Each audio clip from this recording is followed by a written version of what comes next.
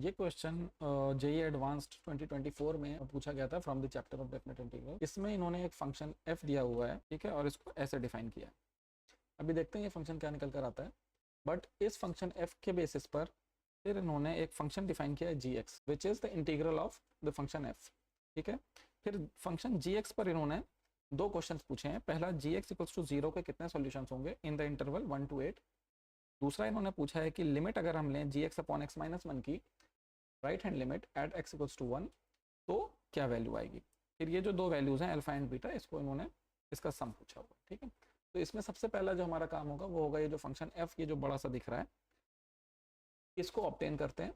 फिर देखते हैं कि g क्या निकल कर आता है। तो देखिए, अगर आप फंक्शन f को देखें तो इन्होंने फंक्शन f को दो अलग अलग तरीके से डिफाइन किया है। पहला इन्होंने डिफाइन किया है जब फंक्शन की जो वेरिएबल t है ये अगर ऑड वैल्यू ले रहा है, ठीक है, फंक्शन का जो इनपुट वेरिएबल है वो अगर ऑड है तो इसको इन्होंने डिफाइन करा है वो ऐसे, ठीक है। अब इसको सॉल्व करते हैं। और जब फंक्शन का जो वेरिएबल t है ये दो ऑड नंबर्स के बीच में आ रहा है, देखिए 2n-1 एक ऑड नंबर है एंड नेक्स्ट ऑड नंबर जो होगा वो होगा 2n+1, और जो t है वो अगर इन दोनों के बीच में आ रहा है, दो ऑड नंबर्स के बीच में आ रहा है, तो फंक्शन को इन्होंने ऐसे डिफाइन किया हुआ है, ठीक है। तो अगर हम इस फंक्शन को एक्सपेंड करना शुरू करें तो function f t equals to कुछ ऐसे बनेगा। अगर हम पहले t की सिर्फ ऑड वैल्यूज पर देखें, ठीक है, तो अगर हम देखें t equals to 1, t equals to 3, t equals to 5 and t equals to 7, इन नंबर्स पर फंक्शन क्या वैल्यू ऑब्टेन करता है। तो जब t 1 होगा तो स्मॉल n जो है वो हमारा 1 होगा, ठीक है। t जब 3 होगा तो स्मॉल n हमारा 2 होगा, या उल्टा बोल सकते हैं जब स्मॉल n 2 है तो स्मॉल n इक्वल्स टू 2 है तो t की वैल्यू 3 होगी। उसी तरह से t जब 5 है तो स्मॉल n इक्वल्स टू 3 है, ठीक है। और जब t की वैल्यू 7 होगी तो स्मॉल n की वैल्यू विल बी 4, ठीक है। अब देखते हैं फंक्शन की वैल्यू क्या क्या आ रही है। t जब 1 है, ठीक है, तो small n is 1, small n जब 1 होगा तो n+1, यहाँ पर n+1 है तो n+1 विल बिकम 2, -1 की पावर 2 विल बी 1, ठीक है। तो 1 × 2 विल बी 2, तो फंक्शन की वैल्यू आ जाएगी यहाँ पर 2, ठीक है। अब जब t जो है हमारा 3 है यानी कि स्मॉल n इज 2, तो फंक्शन की वैल्यू क्या होगी, ध्यान से देखिए, n इज 2, n+1 जो होगा वो हो जाएगा 3, 3 इज एन ऑड नंबर, -1 की power 3 will become -1, -1 × 2 will be -2, ठीक है। तो यहाँ पर फंक्शन की वैल्यू आ जाएगी -2। तो इसी तरह से एक बार 2 आएगी एंड नेक्स्ट बार -2 आएगी, so plus and minus will come alternatively. तो हम यहाँ पे डायरेक्ट लिख सकते हैं for t equals to 5 function की वैल्यू आएगी +2, for t equals to 7 function की वैल्यू आएगी -2।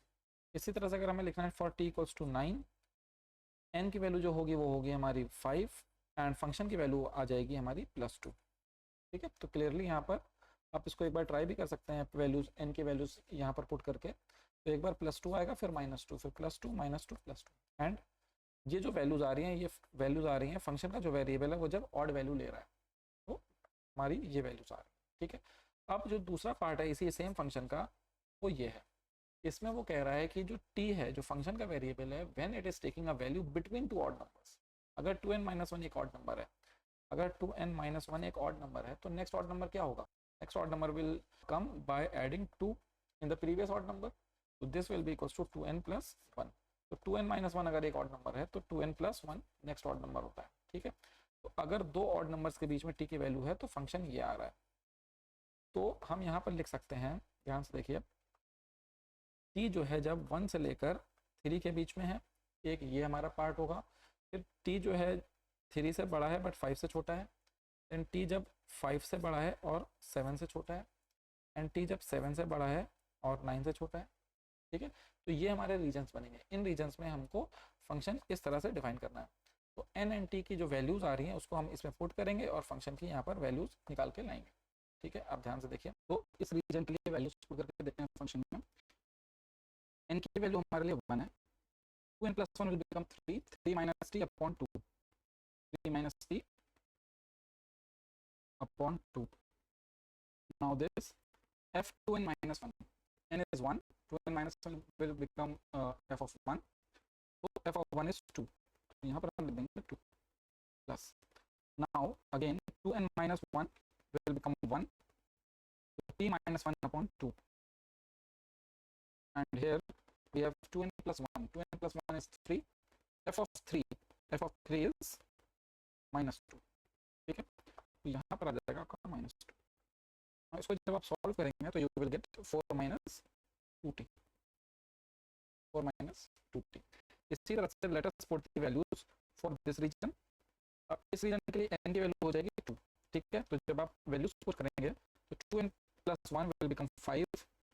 5 minus t upon 2, and f of 2n minus 1, n is 2, 2n minus 1 is 3, f of 3 is minus 2. तो यहाँ पर आ जाएगा minus 2 प्लस, यहाँ पर अगर आप देखें तो t minus 2n minus 1 will become 3 upon 2.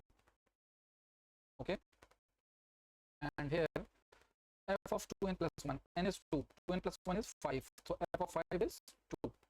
यहाँ पर आपका आ जाएगा 2. इसको जब आप सॉल्व करेंगे तो you will gate minus 8 plus 2t. Similarly, let us try putting the values for this region. t belongs to 5 to 7. ठीक है, यहाँ पर n की वैल्यू है 3. जब आप ये वैल्यूज यहाँ पर डालेंगे तो आपको मिलेगा 7 minus t upon 2.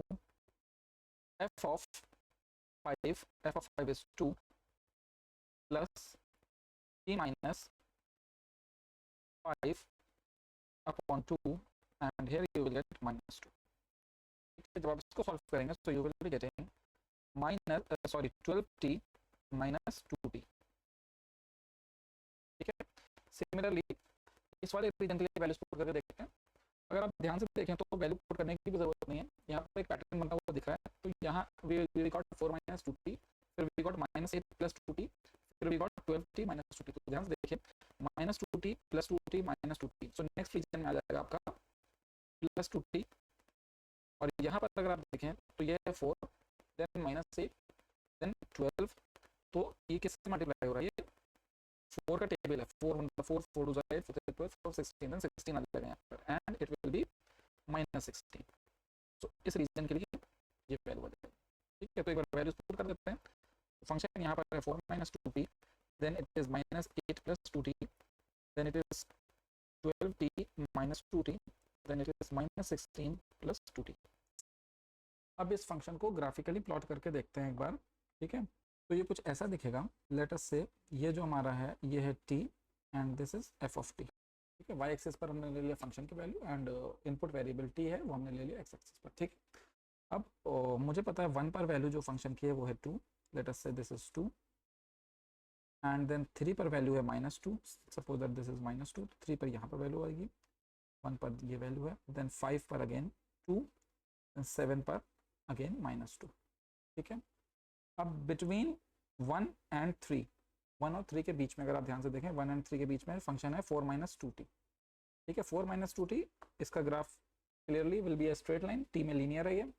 तो एंड 3 पर अगर आप देखें ध्यान से, 2 पर देखें तो 2 पर 0 हो रहा है. सो एक्स एक्सिस को कट करेगा एट पॉइंट 2. ठीक है, तो suppose that here it is 2. ये ग्राफ कुछ ऐसा आएगा. ठीक है, अब इस रीजन में देखते हैं 3 से 5 के बीच में. 3 से 5 के बीच में जो फंक्शन है it is minus 8 plus 2t. Again this will be a straight line, and ये स्ट्रेट लाइन आपकी ऐसे बनेगी. ठीक है, this will cut the x axis at 4. ध्यान से देखिए 4 पर ये वैल्यू 0 होगी. ठीक है, तो this graph will cut the x axis at 4. इसी तरह से जो नेक्स्ट रीजन है विच इज 5 to 7, 5 to 7 के लिए जो फंक्शन है वो है 12t minus 2t. इसका ग्राफ बनेगा आपका ऐसे. 6 पे एक्स एक्सिस को कट करेगा एंड ऐसे आएगा. And for next region which is 7 to 9, 7 to 9 के लिए हमारा फंक्शन है 16 plus 2t. ठीक है, तो इसका ग्राफ आपका एक्स एक्सिस को काटेगा एट 8.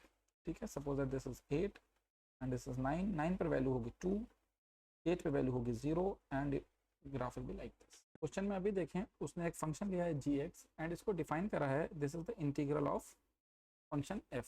ठीक है, तो इंटीग्रेशन का अगर हम बेसिक्स में जाएं तो डेफिनेट इंटीग्रल होता क्या है? Definite integral is actually the area under the curve. ठीक है, तो अगर हम 1 से लेकर x तक इंटीग्रेट करें फंक्शन f को तो वो देगा हमें 1 से लेकर x तक का एरिया अंडर द कर्व. ठीक है, अब वो कह रहा है gx 0 होना चाहिए, यानी कि एरिया अंडर द कर्व 0 होना चाहिए. ठीक है, तो अगर आप इस ग्राफ को बहुत ध्यान से देखें तो ये वाला जो एरिया है एक्स एक्सिस ऊपर, ये आएगा पॉजिटिव।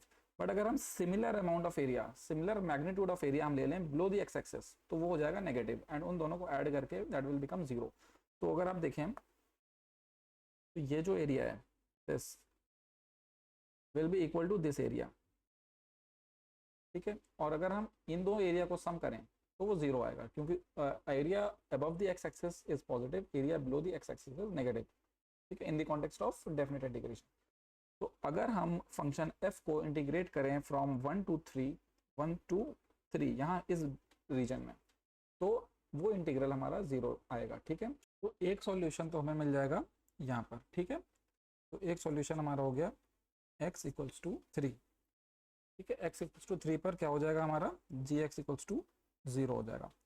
और gx इक्वल्स टू 0 कहाँ पर हो सकता है, अगर आप देखें, अगर आप ये वाला एरिया देखें, ठीक है, ये एरिया और फिर यहाँ पे ये वाला एरिया, अगर हम इन दोनों को भी ऐड करें तो अगेन नेट एरिया हमारा 0 हो जाएगा, ठीक है। तो दूसरा सॉल्यूशन हो गया x इक्वल्स टू 5, ठीक है। उसी तरह से अगर हम ये वाला एरिया और ये वाला एरिया ऐड कर दें, again the sum of area will be 0, ठीक है। तो एक सॉल्यूशन और हमें मिल गया which is x equals to 7।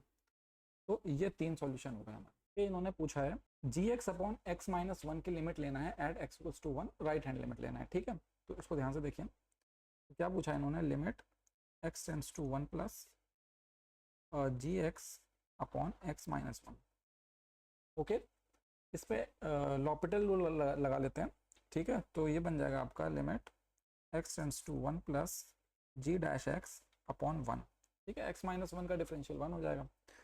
तो अब g डैश x क्या है, ध्यान से देखिए, दिस इज gx को डिफरेंशिएट जब करेंगे तो इधर से हमको मिल जाएगा राइट हैंड साइड से fx, ठीक है। This will be equal to limit x tends to 1 plus f of x।